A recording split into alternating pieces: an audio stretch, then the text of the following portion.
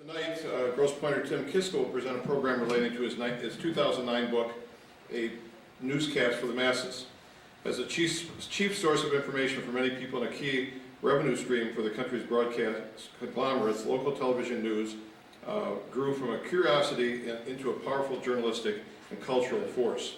In this book, Tim examines the evolution of television news in Detroit from its beginnings in the 1940s, when it was considered a wild, young medium, to the early 1980s when cable television altered broadcast landscape totally. The study begins in 1947 with the first television broadcast made by WJBK television and so on. Tim has also authored two other books, From Soupy to Nuts, A History of Detroit Television, which is a snapshot of Detroit television history from Sonny Elliott, Bozo the Clown, Bill Kennedy, Lou Gordon, Gil Maddox, Al Ackerman, Sir Graves Ghastly, Dick the Bruiser, and Mr. Belvedere. And in 2010, he co-authored one of Arcadia's Publishing's Images of America books entitled Detroit Television with Ed Golick, right? Yep. Ed, and Ed is here tonight with Tim. Tim earned a BA in journalism from Wayne State University and also received an MA and a PhD in history from Wayne. Tim began his journalism career in 1970. You're not that old, Tim, are you? Not that old, no. At the Detroit Free Press as an editorial assistant, must have been in grade school. He worked there until 1987 as a reporter covering City Hall, the federal court system, the automotive industry, and the downriver suburbs. While at the Free Press, he was also an investigative reporter. He then joined the Detroit News and worked there until 2002. And in 2004, Tim joined WWJ News Radio 950. And he's directed exit polls in Michigan since 1974, and was the only pollster to correctly project that Detroit Mayor Kwame Kilpatrick would win. Is that significant? Anyway, just kidding. Currently, he works as a professor of communications at the University of Michigan, Dearborn, where he has taught journalism since 2001. Tim Kiska.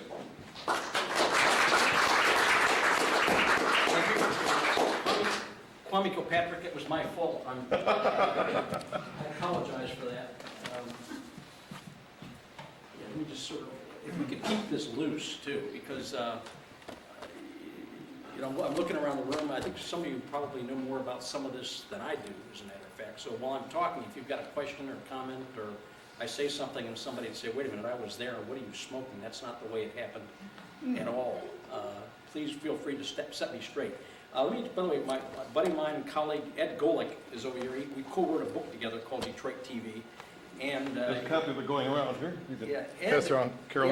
Yeah, and Ed, by the way, both of us, but more Ed than me, we've been collecting bits of videotape for years. And basically, it's probably, you'd be surprised how little there is out there of old TV. They didn't save any of the tape, and normally what they would do, for years, what would happen is they'd videotape a show of some sort, then they'd use the tape, same tape again, videotape over it, and after they videotaped it over it 8 times, they would pitch it. So there's nothing there for the most part. Some of the stuff that we did find is just in odd places. A good example would be, we're going to see it in just a couple seconds here, a 1955 Soupy Sale clip. And the only way we got that is I was interviewing a woman by the name of Jane Adler, who is the widow of a guy named Clyde Adler, who did White Fang and Blacktooth, most of you may remember. Yeah. And I was interviewing her on the phone, and she lives up in Rogers City, and she said, look, by the way, I've got boxes of Clyde's stuff. I was thinking about pitching it. I said, don't you dare, please. So I called up Ed, and I said, Ed, we're going to go to lunch. In Rogers City. In Rogers City. I'll be by at about 5 in the morning. So we went up there and loaded the stuff in my van and opened it up. And there were some tapes, also, by the way, the original White Fang, which Ed has, by the way. We should have brought that, just for the hell of it, but we didn't. And so that's, we've sort of, over a period of years, more Ed than I, as a matter of fact, put together kind of a little bit of a sampler, and we've been collecting bits and pieces of tape. I think, is there a Sagebrush Shorty in here?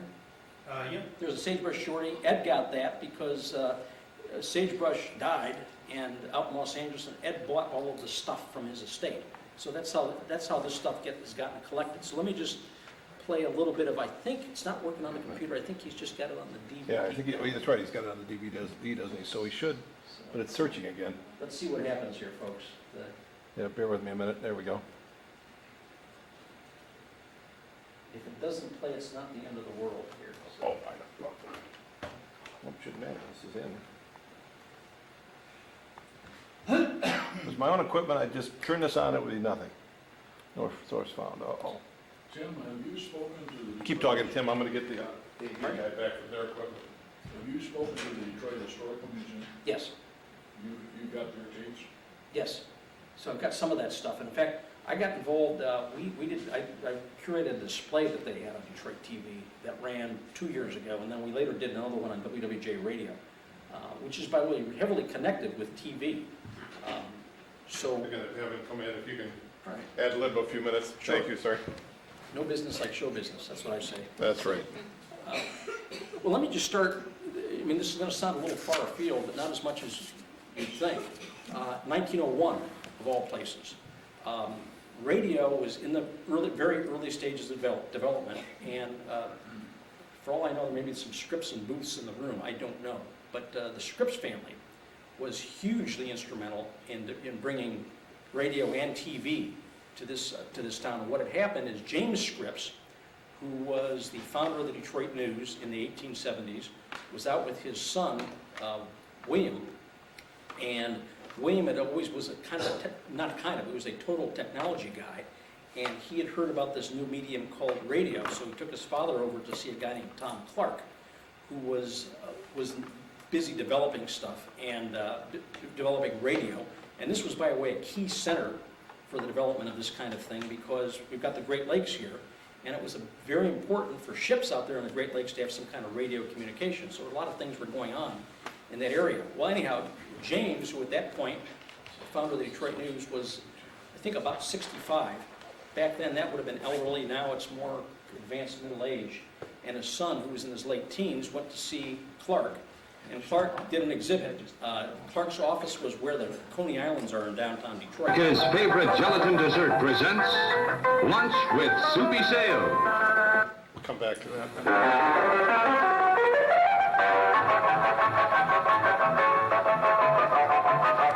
Jell-O, America's favorite gelatin dessert, presents Lunch with Soupy Sale.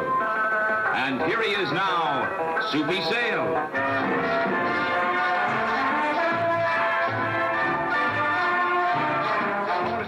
Hello now to all the kids all over the United States. And my name is Soupy Sales, and we're on for the wonderful folks that make Jell-O. And we hope that you'll join us every Saturday at this time for lunch. And we're going to have some old-time movies and have a lot of fun. I want to introduce you to, right now, my friends. This is White Fang, the meanest dog in all the United States. Nah, you're not so mean. Good dog there. That's right there. He's the biggest dog in the United States. And we're going to have lunch in just a minute. Get back up there. Get back up there. Get back up there now. Get back up there. Now, put back up there. There's a smart dog here. And don't forget now, you'll have... Oh, yes. Okay, now. Okay, roll over now. Roll over there. Yeah, roll over there. Yeah, okay. Get back up there. Back up there. Yeah, back up there. Now, see there. And, okay, now, chase your tail. I know it ain't going anywhere, but chase your tail. Go on, chase your tail. Be a good dog. Good dog. Good dog. Watch out there. Let the tail get in your eyes. Oh, if he caught it. All right. And this is Blacktooth. He's the sweetest dog in the United States. Ah, Blacktooth, you're a good dog. Yay, the good dog there. He's a nice dog. Yeah. Don't kiss.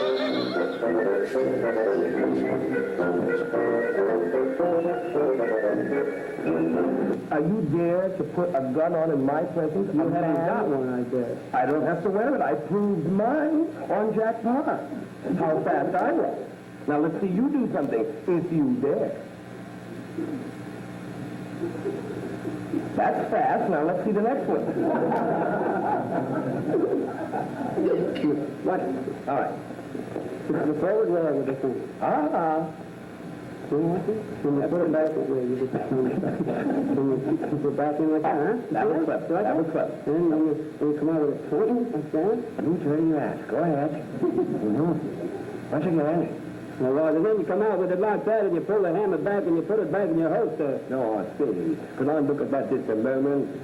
Thank you, very kind, there. You're very, very fine. I like the way you fool around. Yes, I do. All these kind of movements here, I think they're very nice. Here's a flat spin for you, my ducks. I think it's wonderful. I got to check and see if this is all. Oh, it's okay. Oh, it really is. There it is back for you there. And I'll take... Now, can I do my number, please? The one that I've been waiting here for such a long time to do. You want to do it now? I was supposed to do a thing here to announce a bit. All right, I'll wait. I've got nothing else to do. I'll wait in the back of the bus. All right? Thank you, Soupy Sale. Paintbrush, shorty.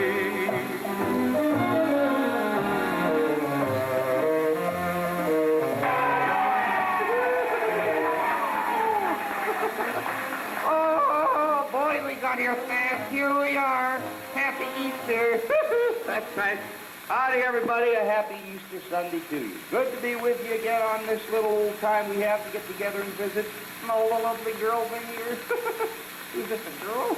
Cut it out now. Don't tease the boys again, Jenny. This is Easter, so try to be serious and try to be a boy. You don't want to punch in the nose, do you, kid? Now, stop now.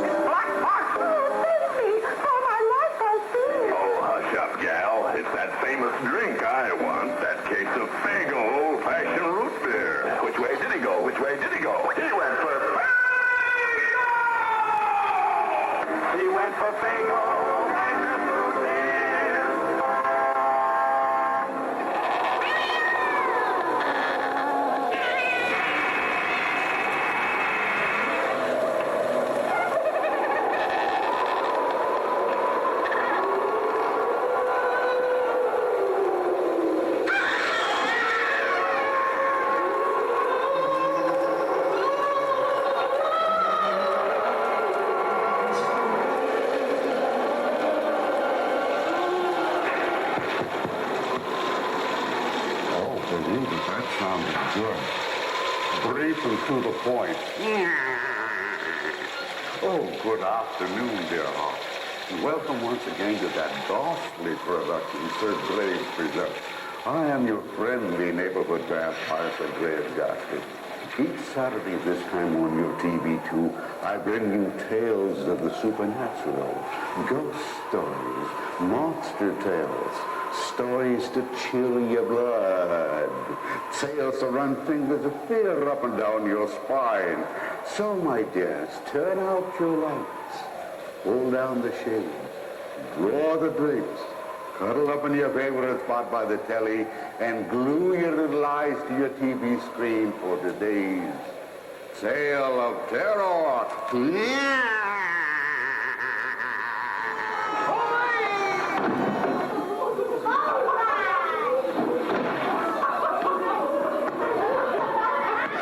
Like old times. Thanks for being with us. Bye-bye. Yeah, see you there. Bye-bye. So what you saw up there, it's all local, and which is, let me just start, actually the way I normally start, which is, how I got into all of this is, I grew up in this town like everybody else, and I became most people here, I was the TV writer at the Detroit News, in the mid-1990s, and when, you may remember Kelly and Company, that was the last, I did a story about that show going off the air. If anybody thinks TV is really glamorous, everybody finished up their show and they had a big lunch set out on the lawn for everybody, and but the entire staff was asked to to show up in the general manager's office, and everybody was fired on the spot because they killed the show. And that turned out to be that was the last locally produced daily non-news show on Detroit TV, if that makes sense. Last daily non-news local TV show on Detroit TV. And what you saw here is stuff, it was particularly, we in good shape there? The short version is Detroit TV, like every other place from the time TV started in the late 1940s until roughly the 1990s, was a fairly local medium. In other words, if you went to Boston or Cleveland or Buffalo or Los Angeles or San Francisco, wouldn't matter. I mean, it was everything. Each city had locally produced TV that had its own kind of character. And I realized I was onto something when I went to Los Angeles for something in 1995, and I figured, I hadn't been to Los Angeles in some time. I figured, okay, see what they're doing in Los Angeles. So I check in the hotel, get everything unpacked, turn on the TV, and I could have been home. It was the same, I'm watching the same stuff in Los Angeles that I'm watching here in Detroit, and that's, I think, to this day. I mean, if you travel, you go to Boston, what are you going to see? You're going to see Oprah, you're going to see Ellen, you're going to see Judge Judy, you're going to see network TV programming, and really the local aspect of TV has gone away. It's gone. Not only here, but in Detroit. The only thing that most local TV stations have any now these days is local news. And even that looks roughly the same from city to city. I'm not being critical of it because I have a lot of friends there, but I mean, I'll bet you a dime if you turn on the channel, any one of the stations tonight, they're going to start with something that's going to scare the hell out of you. And then they're going to have a few other stories scaring the hell out of you, and then they're going to have some softer stories involved, and then they'll put the sports and the weather on and go out with a kind of a high note, and that's what you're going to see. It's kind of a template. It's a format. But I wanted to get, as much as I could, get all of this stuff, the local stuff, somehow preserved and between two covers, because I think it's part of our culture. It's a big part of our culture. I mean, people like Bill Kennedy, George Perrault, I mean, Soupy, I think in some funny ways is sort of, in a lot of different ways, kind of shaped this town. Let me just start with kind of how all of this began. It was Channel 4, which was owned by WWJ, which was owned by the Evening News Association, which owned the Detroit News, was the first out of the box, which was no big surprise. The News was this behemoth of a newspaper. The Free Press was a distant second place. WWJ Radio was a huge factor in 1947 in this town. It was the first, I know there's a lot of debate about this, but WWJ Radio is said to be the first commercial radio station that broadcast constantly. It's been on the air constantly since 1920, and they did a whole lot of stuff through the 20s and the 30s to make themselves and the Detroit News a major factor in this community. A good example of that was the Symphony's been in the news a lot. WWJ was heavily involved with Symphony. They took Osip Gavrilovich, who was at that time the conductor, by the way, Mark Twain's son-in-law, interestingly enough, and they would put the Symphony on at least twice or three times a week, and there was so little radio around the country that the Detroit News, the WWJ was getting letters from places like Nebraska and Georgia thanking them for the Symphony. The stuff that they had, the equipment they had, was so far advanced of anything else anybody had that, I don't know, some of you may have driven down 8 Mile Road and seen the big WWJ, small, kind of a smallish building on 8 Mile and Myers. When that thing was opened up in 1933 in through there, might have been, no, 32 in through there, people came away from as far away as Australia to check that building out. It was that chock full of stuff. Blowtorch. Pardon? Blowtorch. Yeah, exactly. That's exactly what it was. Not only a blowtorch, but there were all kinds of, the Scripses and the Booths who built that station absolutely spared no expense. If you walk into that building, which I don't think there's anything there, but you walk up and you look up, there's this incredible mural. Not a mural, it was what do you call that? It looks pretty much like Fresco on the ceiling. yeah, it's up on the, you know, that's what they had in there. And they just did that because that's what they did. I mean, they spared no expense. So it was no real surprise that when TV became big, or started to develop after World War II, it was WWJ and the Evening News Association and the Detroit News that got big into this. Just because the ownership was really big into technology, and they were doing all kinds of amazing technological things with WWJ Radio and the Detroit News. So TV, by the way, started developing actually in the 20s and the 30s, and it was well developed until World War II happened, which had people busy with other things. After it got out of there, finished at Channel 4, got itself on the air. And by the way, the first day, or the first night, it was a very short newscast, or very short broadcast. What they did is they went to a place on top of the Penobscot building, which is the highest spot that they could get, and did a signal that went from the Penobscot building to the city's convention center about a mile away. And by the way, if you were there, we interviewed people who were there on the spot the day that that went up. You could tell everybody, you could tell the people that were going to be on camera, because there was something about the way the camera handled color that made everything look goofy. So anybody that had to be on the air had to coat themselves with this purple makeup, because that just sort of looked, Mr. Mike here, I think his dad was a cameraman. He might be able to explain why all of that was, but everybody who was on the air was coated in purple makeup. They had, Ed may remember, was it a dancing bear in there? Yeah, Rosie the Dancing Bear. Had Rosie the Dancing Bear up there. They had a couple of, a little bit of a French chanteuse doing a little bit of singing. They did a little bit of Regis and Kelly type chat. And there are some photographs, a couple of which are in my book, of people taking a look at this about a mile away. And this thing was, if you take a look at what the looks on people's faces, it looks like something had just landed from Mars. This thing was so incredible that people were just in shock. And it took off rather quickly from there. Channel 7 and Channel 2 jumped in a year or two later, and Channel 7's development was really interesting. In my mind, it was pretty interesting. What had happened is ABC, the American Broadcasting Company, bought Channel 7 very early on, even before it went on the air. And ABC was sort of in difficult straits at that time, because CBS and NBC were so much bigger than ABC. In fact, ABC was frankly a mistake. What had happened was that the Justice Department decided that NBC needed to get broken up, and told NBC, you've got a red network, you've got a blue network, you're going to have to get rid of one of them. So they spun off the blue network. That became ABC. And ABC, they went out and they decided, okay, we're going to buy 5 TV, could buy 5 TV stations, so they bought one in New York, they bought one in Los Angeles, Chicago, San Francisco, and then they bought Channel 7 here in Detroit, WXYZ TV, and they also got the radio station, which was big because of the Lone Ranger and the Green Hornet and that sort of thing. So they started developing about the same time. Now, what was the beauty of TV at that time was nobody knew what to do with it. Nobody knew where this thing was going to go. This thing was a total experiment.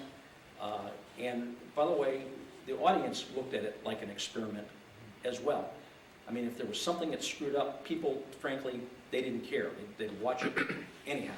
So a good example of that would be, there were a couple, Pat Tobin and Johnny Slagle were the first big TV stars here in Detroit. They were on Channel 7.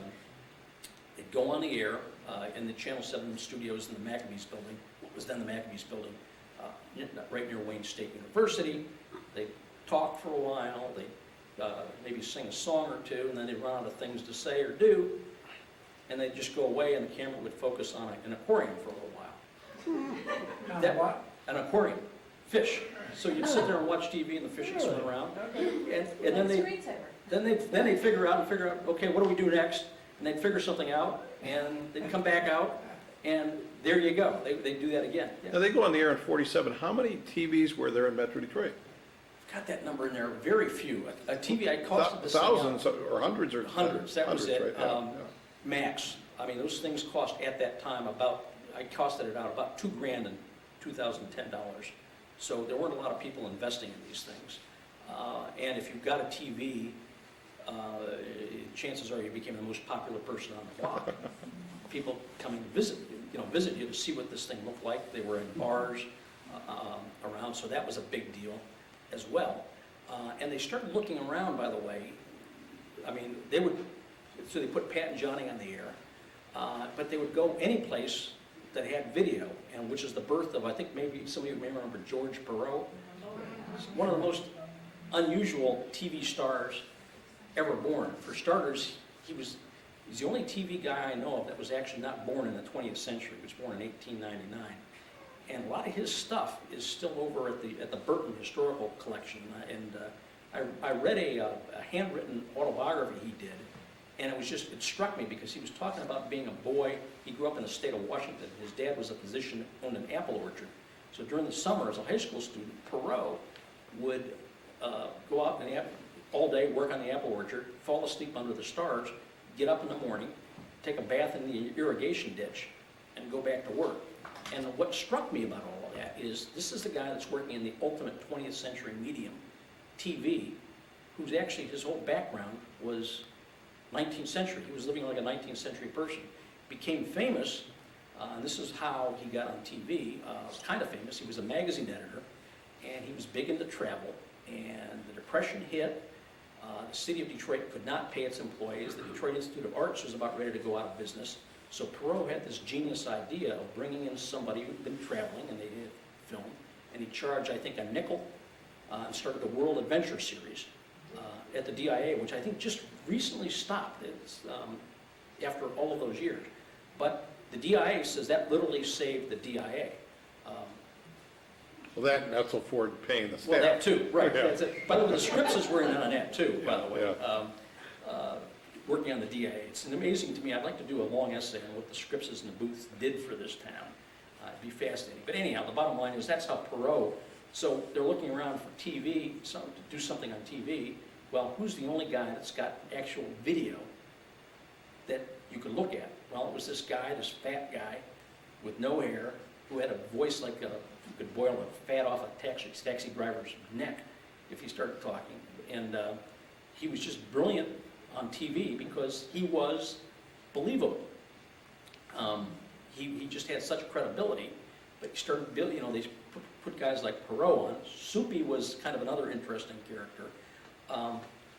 He was a creation of a guy named John Highhole, who was, by the way, one of the maniacs of Detroit TV. And I'll tell you a couple of stories about Highhole. Highhole, by the way, the best thing you can say about Highhole, the most important thing you can say about Highhole is his eye for talent. Soupy was a kid show guy, or not a kid show, he had hosted a rock and roll show out in Cincinnati. Wanted to get up here in Detroit, interviewed at a bunch of different places, nobody would hire him. Highhole somehow saw this guy's talent, just saw it, and helped create the Soupy Sale show. Fast forwarding with Highhole. Highhole was, by the way, pretty much constantly drunk all the time.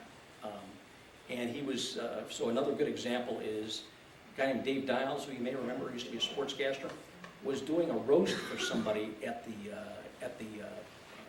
country club out in Redford, and he finished up, and Highhole walks up to him, and it's 10 o'clock at night, and Highhole's drunk and got sunglasses on, and he says, Dave, I want to hire you. And Highhole and Diles says, well, what's your name again? This is John Highhole. Says, Mr. Highhole, why don't you come back and talk to me when you're sober?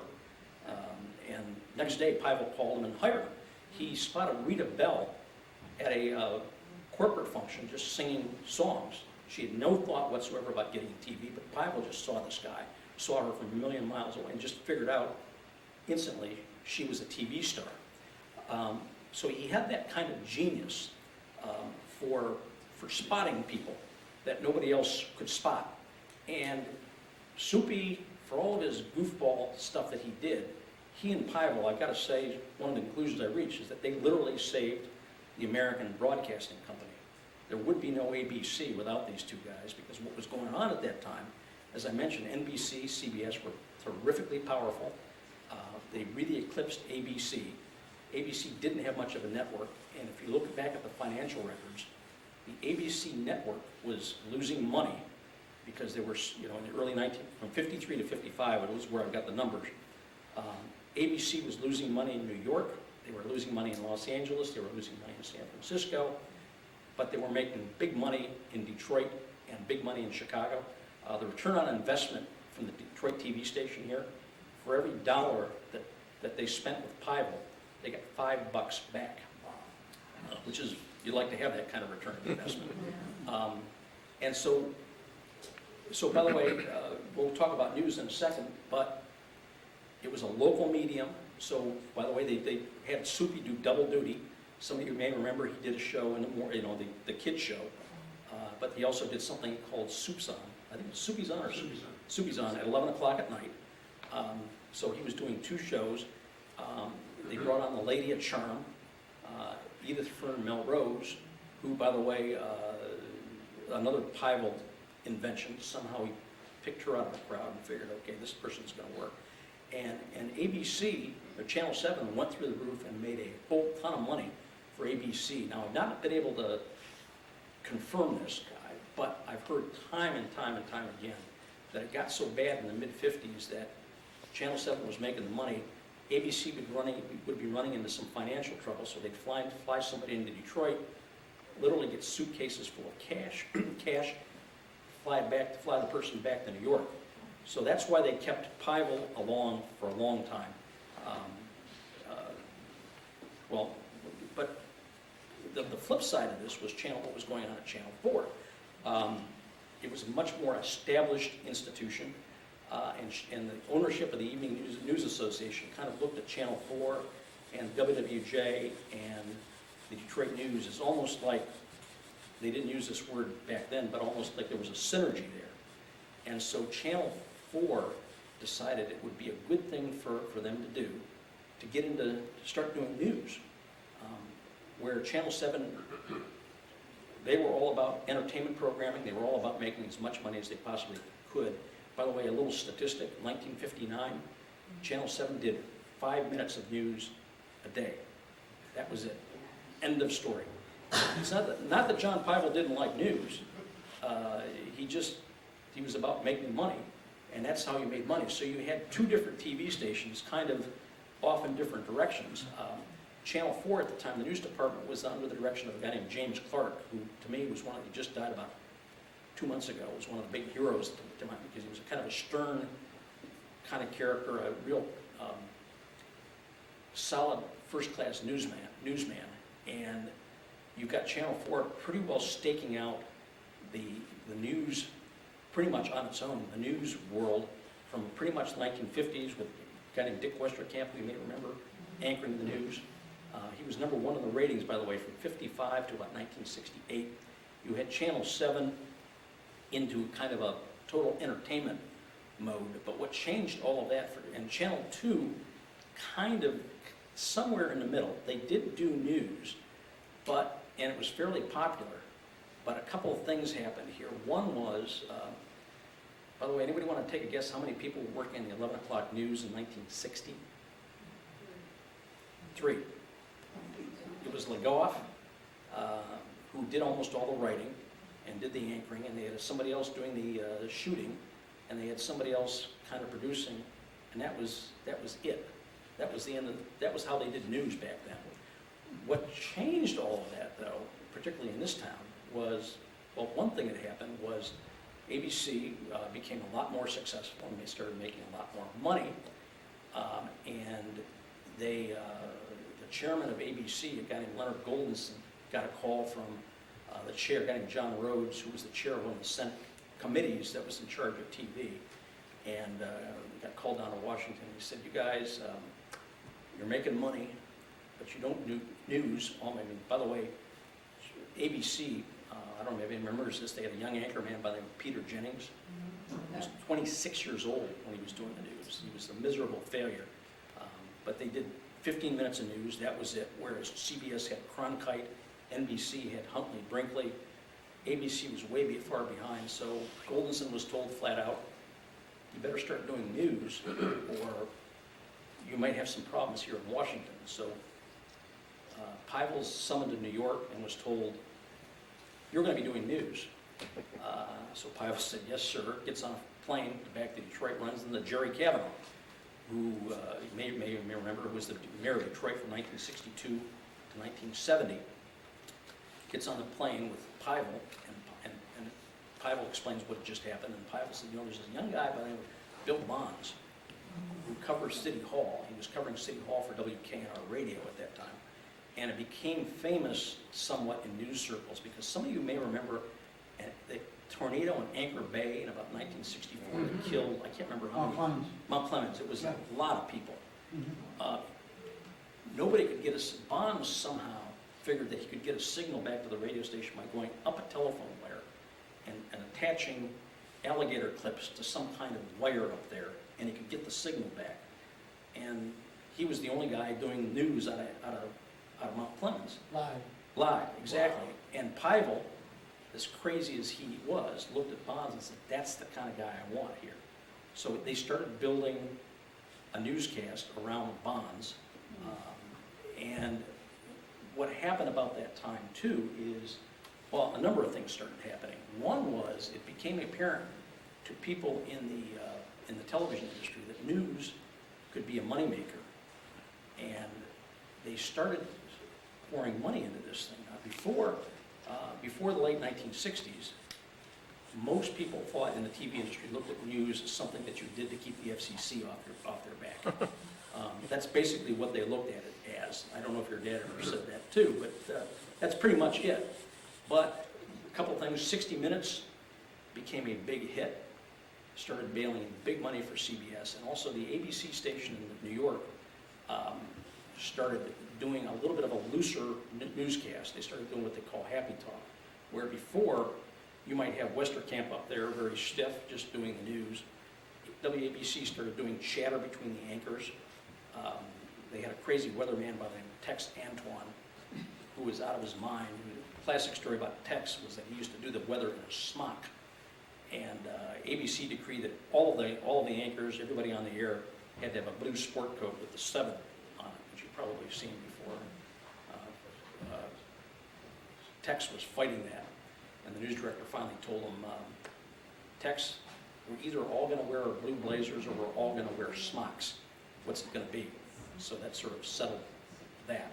But it became WABC, which was a distant third in the late 1960s, by about 1970 became a huge, it went from number 3 to number 1 in 1 year, which in the TV industry is just absolutely unheard of. And the light kind of went off over everybody's head. Wait a minute, not only news can make money, and they're also beginning to realize that the stuff that you saw here, the locally produced stuff, it's expensive to do, because if you're doing a local TV show every day of the week, you got to pay the talent, you got to pay the camera operators, you got to pay writers, you got to pay producers. The syndicated world was starting to grow up a little bit, and so they were starting to think, wait a minute, on one hand we can do Perrault and pick a current name, or we can do Oprah. What's it going to be? And people, that's why locally produced non-news programming started going away. And the big change here in Detroit TV was the 1967 riot. That changed everybody's viewing habits entirely. Now, Channel 7, Bonds got to Channel 7 in 1964. The show, the programming there, the news programming was starting to get traction. People were still watching Channel 4 news in a big way. But what had happened was that when the riots broke out, Channel 4, by the way, kind of an interesting background to this kind of thing. Was anybody, I don't know if anybody was watching, probably if you're watching TV, you might be a little surprised at this. The news of that riot did not hit TV until 6:30 that night, because what had happened was riot broke out early morning hours of a Sunday morning, about 3 in the morning on a Sunday morning, and it started getting bad. And Jerry Kavanaugh got all of the news directors and general managers on the phone and said, look, I'd prefer if you didn't put this stuff on the air, because you know what? I think we can put this riot down. I think we can get it under control. Some of you may remember previous year, 1966, at Kercheval in Pennsylvania.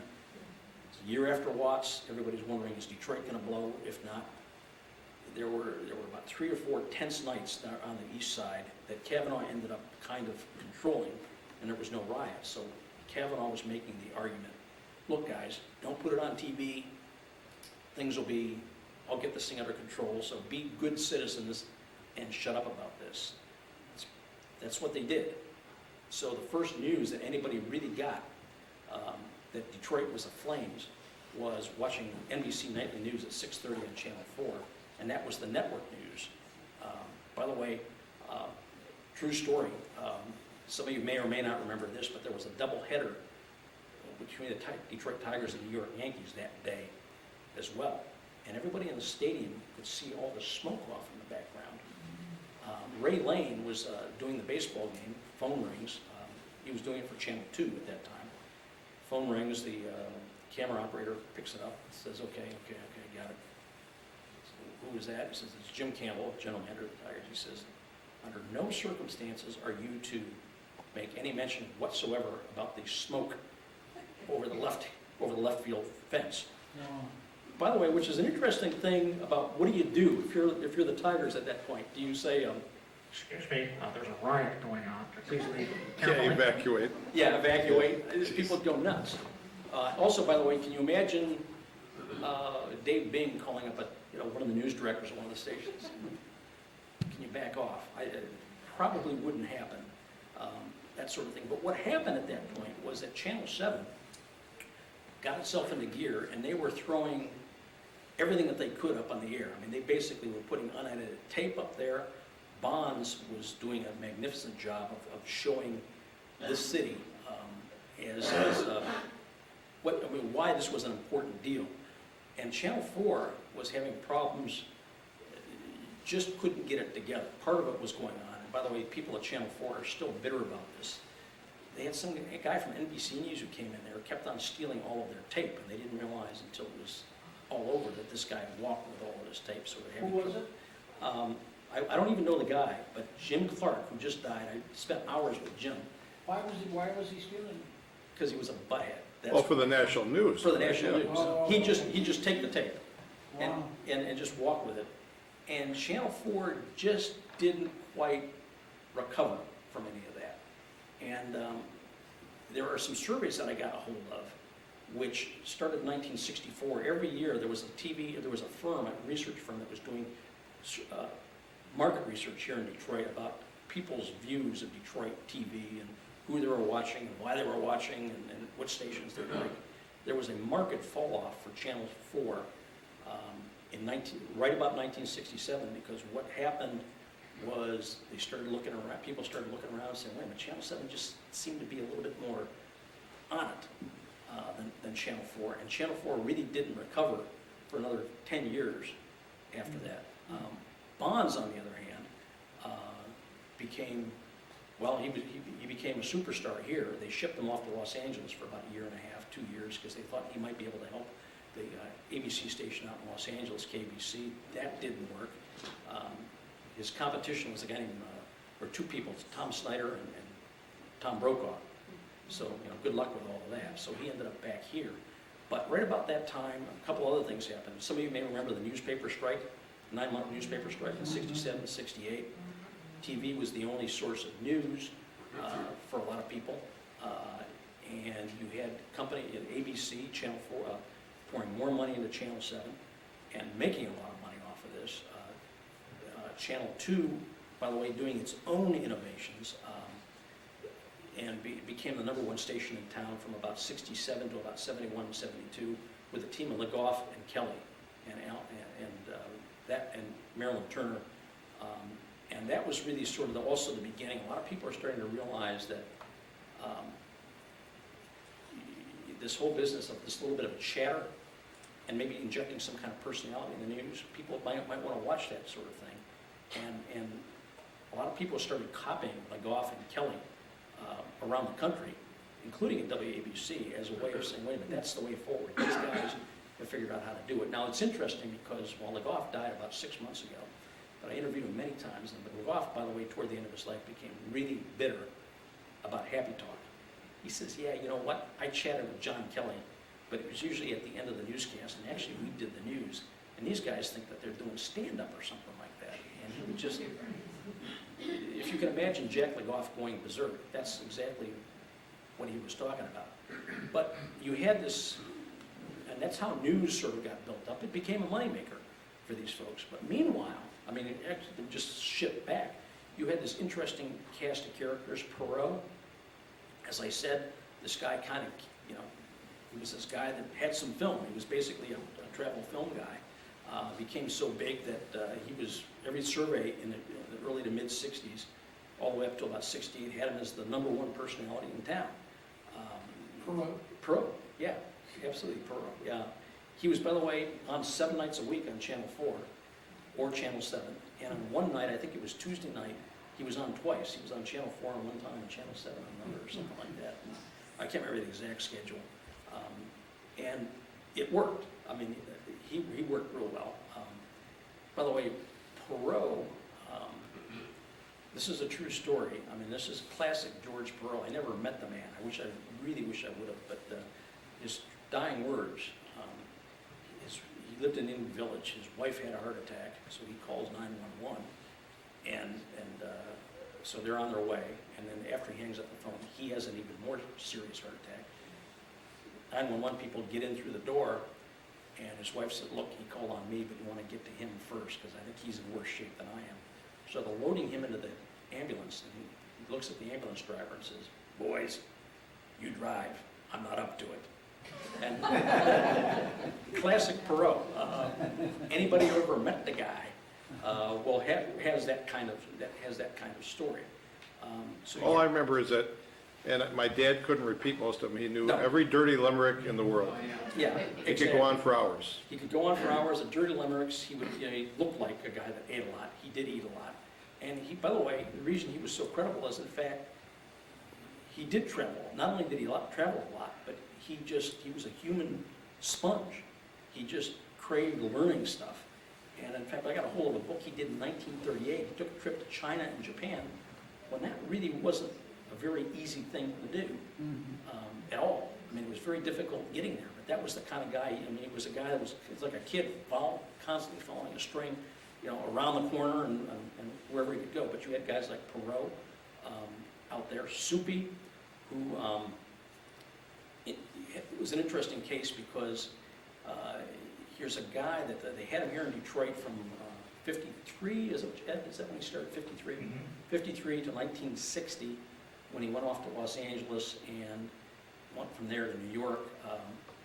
There was a little bit of a pattern at that point that started to assert itself, which is where Soupy would get to a town like LA and it'd go way up, and everybody thought that there would be something more to Soupy, and then they'd sort of get sick of the show, and then it would kind of go down. In fact, interviewed a guy named Ron David, who knew Soupy pretty well, and was arguing that what was going on was that people in Los Angeles saw this guy getting pies in the face, and guys like Frank Sinatra would say, wait a minute, that's pretty good. So Frank Sinatra went on and showed that pie in the face. And they were always searching for some kind of deeper meaning behind all of this. And then they started realizing, no, there is no, this is about as good as it gets. The guy's getting hit in the pie with the face.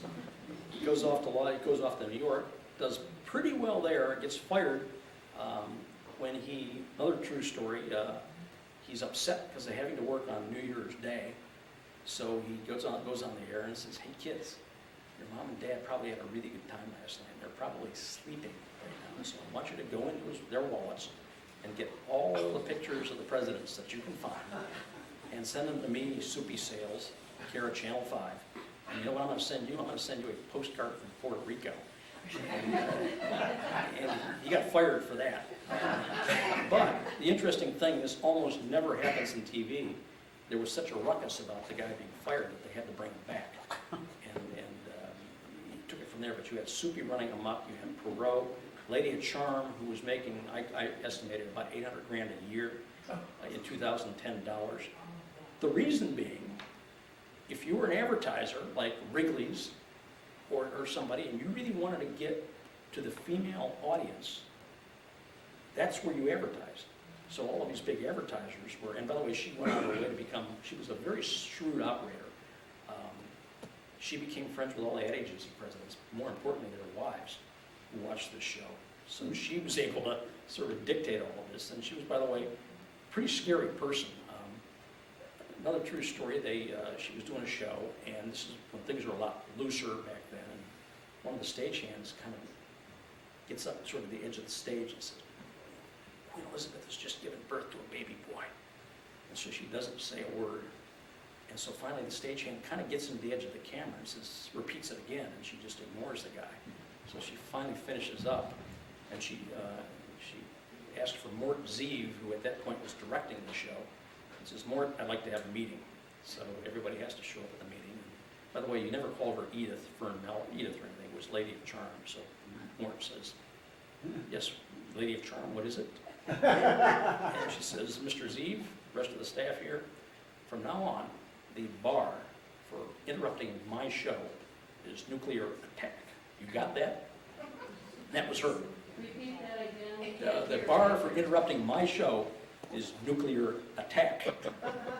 That was it. So that was kind of how she ruled. I mean, she was a pretty scary person, but very competent at what she did. And what happened, by the way, over a period of time, Highhole became crazier than crazier. I can tell you stories because both of these guys are now dead. Highhole's dead. But he thought that Dave Diles was making it with his wife, which he was. And so Highhole comes through the newsroom with a gun and asked Eric Smith, do you know where Highhole is? And he was going to kill him, or not Highhole, do you know where Diles is? And he was going to kill Diles, but Diles was hiding under a desk there. Highhole, toward the end, had alienated a lot of the executives in New York. So what had happened is there was another tornado, and Highhole was drunk, as he always was. He decides he's going to get in this helicopter and go with a brownie camera or something and survey the scene. So he flies off, comes back, he's even drunker yet. It's 1 o'clock in the morning, and he comes to the station, demands that he be put on. A guy named Lee McNew was the anchor, and Lee would break into hives whenever he was under pressure and start going like this. And so they hit the camera, Highhole's there, he's drunk, McNew was like almost having a seizure on the spot. Highhole is drunk, let me see another thing that I've seen. He starts looking for cigarettes, he's patting himself down with cigarettes, finally gets a cigarette, lights something on the spot. Young Eric Smith's up in the control room, and there was a New York executive who really wanted to get rid of Highhole. Bear in mind, it's 1:30 in the morning. The guy's name was Peter Strand, I believe, but it wasn't Peter Strand. I can't remember the guy's name. It was Joe Booth or whatever the guy's name was. Poor Eric Smith's sitting there. He's about 22 years old, and the phone rings. He picks it up and said, "It's Joe Booth from New York. Who am I speaking to?" He says, "Eric Smith." He says, Eric, do you know who I am?" He says, "Yes, you're Joe Booth. You're the vice president of the ABC One operating stations." He says, "Yes, that's what I am." He says, "I understand Mr. Highhole's on the air right now. Is that correct?" And of course, he knew. He's watching this drunken madman down there. And so he says, "Mr. Smith, here's what I'd like you to do. I want that tape. I want a tape of what's going on right now. And I want you on the first plane out of Detroit to New York. You understand that?" And Mr. Smith, Eric says, "Yes, sir, I do." And hangs up the phone. He's absolutely crestfallen. Goes to see Highhole. Highhole starts swearing at him and said, "Nah, you're not going anywhere." Eric goes back up to the control room, and the control room guy says, "Well," Eric says, "I need to have that tape." And the control room guy says, "I don't know what happened to it, but it got erased somehow." And that was all there was to that. But Highhole was gone shortly after that. Channel 4, as I said, ran into problems just because it didn't, I would mark the time that TV news, sort of local TV news, turned into a local showbiz thing in about 1969 and 1970. Bonds was made for something like that. Bonds, if anything, was actually, by the way, it's easy to talk about this guy as kind of a drunken buffoon, and he's got a little bit of that in him, but actually he was a very good newsman. And he was, anybody who's ever talked to the guy, he does know a lot about what's going on. And the other thing about Bill that was impressive is he was one of the first guys in local TV to understand the dramatic possibilities of being an anchorman. It wasn't just reading the news like Westerkamp would do. It was the arch of the eyebrows, the bombastic. You gave people something to talk about, and that's kind of Channel 7 went off off the, just went right through they were making so much money. There was a joke around this place, a friend of mine said it wasn't the golden years, it was the platinum years. I mean, they were constantly throwing great parties, every other week. There was so much money that at the end of the year, they literally didn't know what to do, so they'd buy everybody new furniture and, God knows what. What changed all of that, a couple things. Cable TV. Everything that, for instance, everything that used to be on local TV got somehow transformed into cable. So if you think about Lady of Charm, does anybody remember her show much at all? Right, what would she do? I mean, some of the stuff. Cooking? Gosh, mostly cooking or Right. So you got cooking, so what do you have now? You got the Food Network. The Food Network, which is, by the way, my opinion at least, spectacular TV. I mean, they do a really good job. The production values are spectacular. If you think about all the home stuff that she used to do, you got HGTV now. Bill Kennedy used to do the movies. Oh, my God. I mean, think about how much you can get in terms of movies, just on demand. And basically, after a while, the only place local TV stations could go was into the local TV news arena, because network news, particularly CNN, went on in 1980.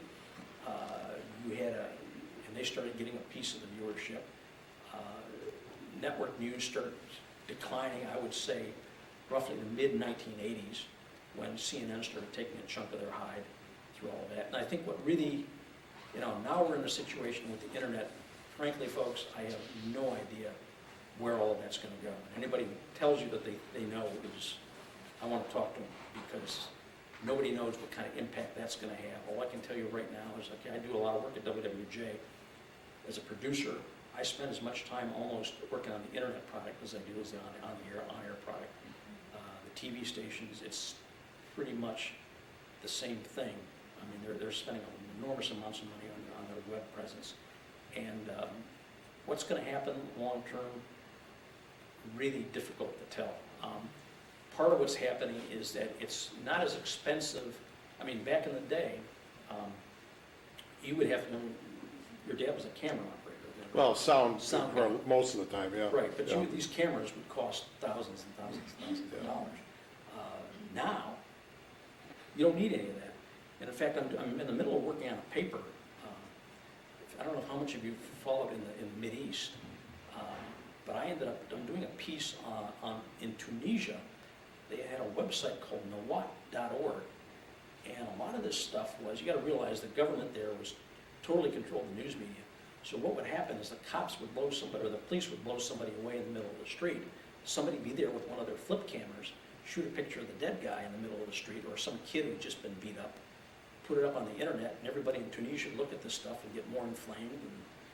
And all this was done with flip cameras and cell phones and stuff like that. And basically, we're now to the point where what your dad used to do with tens of thousands of dollars worth of equipment, anybody here in this room could do, and have even actually a bigger reach than Channel 2 ever had. And that's kind of where we are now. Where are the TV stations? Everything's up in the air there too. If you talk to people in local TV news, a lot of them are having a real hard time because they're being asked to do more and more with less and less. So that's going on. This is just my own personal opinion, but I think at this point, just to stand out from the crowd, you've got to be more and more outrageous, which, by the way, if anybody can explain, has an alternate explanation for Glenn Beck. That's it. I mean, he's going away now, or fairly soon. But that's kind of where we're headed. So I think, unfortunately, if Walter Cronkite came back to life right now and started his career, I don't know how far he would get. And I think that right now, where we are is that we're looking at this new medium, the internet, which, to my mind, this is just a personal opinion, I think maybe in the history of mankind, this is about as big as it gets. Because if you think about it, Gutenberg invented movable type. Before, if you wrote a book, you couldn't make copies of it, except somebody just hand copying it. So when they figured out movable type, you could reproduce a book Well, what did that mean? Well, what that meant is before, if you had a complaint about the king or the queen or the pope or something like that, before you kind of kept it to yourself. Now you could write your complaints and put it in a book. And other people could read it, and what happened? Well, it became a lot harder to keep people under control. By the way, Henry VIII, one of the smarter things that he ever said was that essentially he's worried about an excitable populace being influenced, which, by the way, amen to that. And then, by the way, another little, I mean, to show you how crazy things were, I mean, anybody know anything about the Battle of New Orleans, end of the War of 1812? What the notable fact was about the War of 1812, the Battle of New Orleans? The war is already over. Bingo, by 2 weeks, it was over. They signed the peace treaty 2 weeks before in London, but it took that long for everybody to, to get it. So the telegraph changed all of that right before the Civil War. Radio, okay, once again, even collapsed the boundaries even further, and Edward R. Murrow's broadcasts from London during the Battle of Britain are proof of that. I mean, there are a lot of polls that show that before Murrow got up there were a lot of people that were thinking about Hitler that, well, he's kind of Europe's problem. Until he gets to lands in Manhattan, I'm not sure he's our problem. And then it's sort of hearing Murrow up on the rooftop, people are kind of starting to realize, well, maybe this guy is a bad guy. And then you had TV come along, giving you the images. And by the way, that wasn't all that long ago. I mean, if you think about it, 1951, Murrow did a broadcast, and everybody was just, their jaws were on the floor, because he got up there and said, let me just show you something. And he showed, it was a shot simultaneously, the Brooklyn Bridge and the Golden Gate Bridge.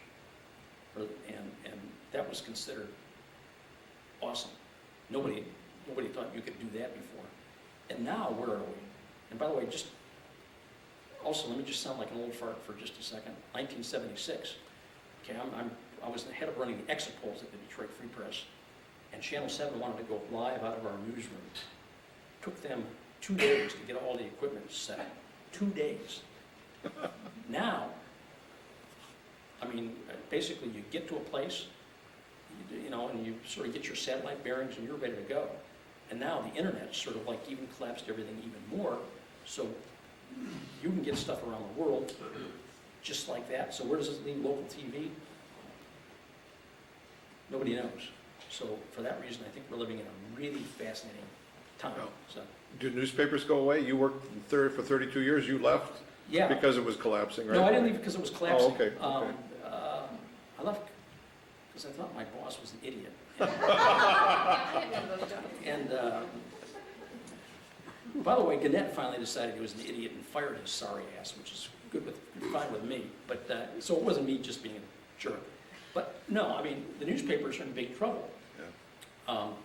Because, well, I mean, think about it. I mean, that was sort of a daily routine for a lot of people.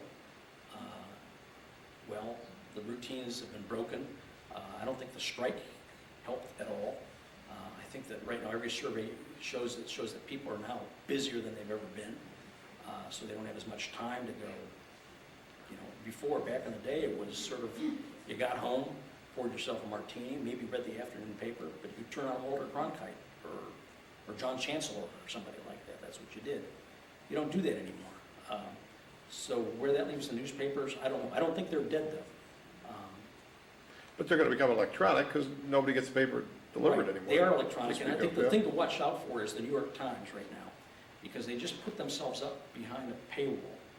And the big problem that the newspapers have had, they've got right now, is if you think about it, there are only two types of content right now that people are willing to pay a lot of money for. One is financial information. So Bloomberg.com, there's a free site, but there's a lot of other more sophisticated information that you can pay for. And the Wall Street Journal, maybe some of you here get the Wall Street Journal, pay for that. And then that's one thing. And the other one is dirty pictures. The pornography industry is huge. It's billions and billions and billions of dollars. But the newspapers have not figured out a way to get people to pay for the content. And the New York Times has now put itself up behind a paywall. And they're hoping that people are going to pay for it. And I think it's a good bet because I don't know how close, like I said, I've been sort of totally entranced with what's been going on in the Mideast over there. And their coverage has been nothing short of spectacular. I mean, they've got people that speak the language, who live there. They've got people shooting amazing video. They've got people doing great analysis.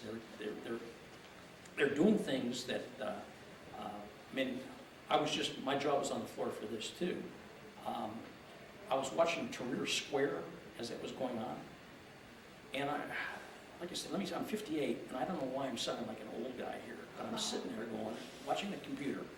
I've got Al Jazeera in English, watching live broadcast out of Tahrir Square. And then on the other part of the computer, I'm reading tweets from people in Tahrir Square simultaneously. And think about this. I mean, to me, does that strike anybody as just absolutely stunning? Fantastic. It's beyond fantastic. I mean, I'm sort of, you know, I'm looking at this stuff, and we're just beginning to see all this. So where's this leave newspapers? If the New York Times experiment works, I mean, that's going to be a new revenue stream, and newspapers are going to have new life. They're talking about, a lot of newspapers right now are looking at this, at the iPad as a possible savior. In other words, you can walk around with this iPad and you have an app. Let's say for the Detroit Free Press, you get this app and you can read, read the Free Press, just sitting there in a coffee shop or wherever. Almost like you used to have a daily newspaper. So will that work? Well, nobody knows for sure, but it kind of looks that way, that it's going to work. So basically, everything is up in the air. Other questions? Josh? In this town, when a newspaper or a television station says rated #1, Right. who's doing the rating? The ratings are coming in TV, in the case of TV, Nielsen. And they sometimes, not always, but a lot of times they play games with this thing, by the way. In other words, they'll say we're #1, but then if you look in the fine print, it's like women 25-54, or men 35-60. Yeah, right. So they'll do that sometimes, but it's Nielsen. And by the way, Nielsen has a really sophisticated research operation. I mean, I do believe those numbers that they do. And by the way, if you wonder why TV is the way it is, I mean, those numbers drive TV. Every morning, tomorrow morning, I can guarantee you that Ed Hernandez over Channel 7 and Marla Drutz at Channel 2 they're gonna get the first thing in the morning. They're gonna go up and they can look at all of today in 15-minute increments. And they can sit there and say, okay, this show's not working, this show's working. And ultimately, by the way, let me sound cynical for a second, we get the kind of TV we deserve. If they thought that they could get big numbers by putting on Shakespeare plays, you'd see Shakespeare plays, they'd have every Shakespeare account. It would just be stunning. But it's not the way it works. And the thing I always point to is people always complain about how goofy TV news is and how sensational it is. Well, a classic example of that is the CBS-owned station in Chicago, WBBM. #4, they were just getting killed in the ratings, and what had happened is the anchor at the #1 station in town, WMAQ, which is the NBC-owned station, they wanted to bring Jerry Springer on as a commentator, and they did, and one of the anchors quit in a big huff and said, this isn't news, this is a zoo, which is absolutely correct. So WBBM hires her and does this big promotional campaign, says, okay, we've got a first-class journalist, and we're going to do real news. We're not going to be screwing around with all this chit-chat, and we're not going to be doing the stupid 4-legged or 5-legged dog stories. Enough of all of that. Big promotional campaign died. Bombed, with a capital B. And so that's what they're faced with. These are Fortune 500 companies that have shareholders to answer to, so it's not somebody's personal whim. They really have to make money. And that's kind of where we are right now. I mean, Fox has done a pretty good job of figuring out a niche audience, and whether you like it or not, they went right for an audience that they felt was underserved. And how long that's going to last, I don't know. But so, any other questions? Any questions? Yeah. Tim, what's your opinion of the adult programming on public television on Channel 56? Oh, I like it. I think they do a nice job. But by the way, they're running into a problem too, which is if you think about what they do, they used to be the only, PBS was, and Channel 56 was the only station that did this kind of stuff. But now, look how much other stuff's out there. History Channel, Military Channel. There are all kinds of docs that you can get. So I think they're doing a pretty good job. By the way, they've got a really innovative general manager, a guy that used to work for over at WWJ, Rich Homburg, who's spending a lot more time thinking out of the box, saying, okay, we're living in a changing world. They're figuring out ways to use the internet to promote themselves, that sort of thing. So I happen to like what they're doing, you know, I mean. The reason I asked the question, I'm a fan of Antiques Roadshow. Okay. And they often don't have it. And I can't imagine I'm alone. They don't have it? They're fundraising constantly. Oh, that's it. Yeah, Channel 56, and it seems like the Flint PBS channel isn't doing it as much as the local one. I don't know what's going on there, because that Antiques Roadshow is the #1 show that they've got. And by the way, to show you how things are, has anybody seen something called the Pickers on? Oh, yeah. Sure. That's exactly what they're going after, the Antiques Roadshow crowd. I don't know why they did Channel 56. By the way, we're talking about they don't run this stuff. There's been a big debate about these goofball pledge drives, because what the research has been showing for a long time, by the way, that what you're doing is you're driving away your regular core audience. You're making them crazy. You get another audience in there that doesn't really particularly care about the programming, but are interested in something else. But they don't know quite how to I prime them assume up. that's a local issue. It's Right. public television. Very much so, yeah. By the way, I think that they're doing better about running national programming, because before they were just notorious for killing off, I mean, not airing stuff. In other words, you read something in the New York Times about some great show that was on PBS and the PBS station in New York, and it's all over the country, but it's not in Detroit. Why they were doing that, I don't know. So it's, they're, by the way, in the same kind of pickle as everybody else is. They're trying to figure out how to deal with this changing world. On top of that, you know, some of their funding from Washington is going to, you know, dry up. You think that's going to happen? Yeah, I think eventually it's going to happen, you know, and which, this is just my own personal opinion, that may not be a bad thing in the long run.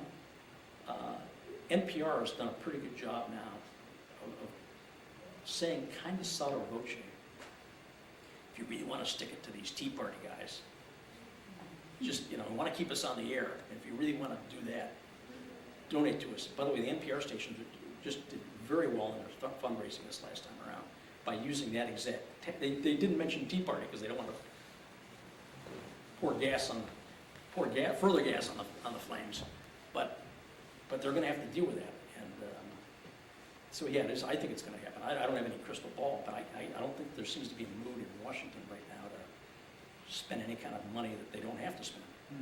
And I don't know, you get varying opinions. I don't know what your opinion is. I think public broadcasting and public radio are going to lose their federal funding. Yeah, they are. I think so. We're going to have to. I mean, so the question is, you know, can they get people to pay for it? Yeah. And they're going to have to make a case. And NPR, I think, is making, personally, this is just my own personal opinion, I think they're making a pretty good case right now. Well, I'm a big WJR fan, but I listen to public radio. Right. So I get a balance. Right, exactly. Right, exactly. So DET here locally, WDET, they've got a small news department, but they get a lot of bang for the buck out of that. I mean, it sounds a lot bigger. I think they've only got maybe 4 or 5 people max in there, but they do really well at you know, making smart decisions about what they cover and the way they cover it. And it's going to be interesting to see how they go in the long run. Well, certainly things have changed since 1947. Any other questions? I've got a comment. Please. The educational channel on TV has some really good things now on Detroit. They have a In the D, which talks about the positive things that are going on in Detroit. They have an Under the Radar Michigan that tells about wonderful things that are day trips from here. Yep. And there's another one that's on Destination Detroit. Great Getaways. Oh, Great Getaways too. Yep. Yeah, Yep. and that's all local programming, and I think that they should run that more in times when people would watch, you know, Probably, because yeah. I think that we need that kind of positive stuff. Oh, yeah, yeah, absolutely. So, and by the way, even that is sort of coming from, a lot of that's being bankrolled by private donors. In fact, Ed and I have been working on a documentary on the history of local TV. We're trying to find about $30,000 to get, which is about. Well, part of it's the Detroit Business and Visitors Bureau. It's one of them. That's the Right. in the D. But the others, yeah, they do have some donors that they talk about at the beginning and the end. Yeah, exactly. So that's kind of the way that works. And, I think it's wonderful. I mean, yeah, they do a solid job. And who else is doing this kind of stuff? Nobody. Nobody's Yeah, no positive stuff except Chrysler commercials. Yeah. But, though I don't, I tell you, I somehow, I disagree a little bit of that because, I mean, things are such a wreck around here. I mean, I've lived here all my life. But there's some nice things too. True. If you're looking for only bad stuff, you're gonna find only bad stuff. There are some nice things, but you have to look harder to find them. Right, It's exactly. nice that they'll help you find them. Yeah, I mean, Kwame Kilpatrick's a classic example. Well, sure. You know what? Everybody, not everybody, but a whole lot of people knew this guy was a bad guy for a long time, and it wasn't until the Free Press, which got in that guy's face, that he finally went away. And I think a lot of it was these TV stations. By the way, the TV stations didn't. By the way, does anyone want to guess what the Free Press, their legal bills? $1 million. So this is a paper that's not making any money, but they still found their way to pay $1 million to do what they themselves. Pardon? To defend themselves against. Not well. It wasn't. There were a couple things that were going on. One was they didn't want to get into a. More you want to know. They had all of these text messages, and so for a long time they're wondering, are we being set up here? So they started. They were filing something called Freedom of Information Act requests. So it's a legal doc thing that you file. Because basically, almost everything in the city hall's files is basically open to the public. So they were getting all kinds of stuff about his travel itinerary and spent months saying, okay, we've got the steamy text message from Christine Beatty saying, I can't wait to see what I'm going to do to you when you get home from Boston. So they go back and look and say, okay, where was he on this date? And they say, oh, Boston. So they did that. They had to stay out. They wanted to make sure that they were out of libel territory. So they had to pay Herschel Fink from Huntington River Schwartz and Cohn to keep an eye on that. And then the key piece of evidence there was there was a document that they had where the city had been hit for $8.5 million by this jury in the Gary Brown case. But there was a question about whether that got settled so Kwame could just make all this go away. And so they had to pay Herschel to go to court to get that document. And he finally got it, and that was the end of the road. And by the way, I'm going to add something here. Mike Elrick and Jim Schaefer, close friends of mine, they were shocked that anybody picked up on this because they thought that after the story was going to run, that it would just, everybody would say, well, that's our Kwame. Well, they showed up that night on Channel 4 News. Right. And that was it. I mean, that was the beginning of the end. Not really. They thought it was going to be a big Still splash did. for a while. Still did. They were stunned that when Kim Worthy took this thing up. And that was what, Oh, okay, the prosecutor. that's what nailed him. It's when Kim Worthy. But by the way, you saw that Channel 4 thing. The brilliant thing. They looked nervous that night, too. Well, they were having to explain a relatively complicated story. But the other thing is, if you think about, I watched that very carefully. And if you looked at how they framed that story, in my opinion, it was absolutely genius. They were saying pretty much, it ain't about the sex. Well, of course, everybody, that's all they talked about. Perjury, lying under oath. But they were saying it's not about the sex. It's about the money. It's about spending $8.5 million of city money that the city didn't have, so this guy could cover up his affair with somebody he shouldn't be sleeping with. And so that night, they kind of That's right. Yeah. they framed it just like that on local TV. But by the way, back and forth, back to Worthy. Worthy was, by the way, in intense pressure to just let this guy fly. Kim Worthy. So where was the pressure coming A lot of city leaders. I know this for a fact. She got dragged into Pete Carmanos' office with a whole bunch of people, power brokers, and saying, well, don't charge him. He'll just go away. He'll resign off. He'll resign the office, just don't charge him. No jail time. And she said, nonsense. No jail time? He just stole $8.5 million of somebody else's money. And she was getting hammered big time by these folks. I mean, Damon Keith was among them, by the way. And she just sort of, she stuck up, backbone. Well, turning the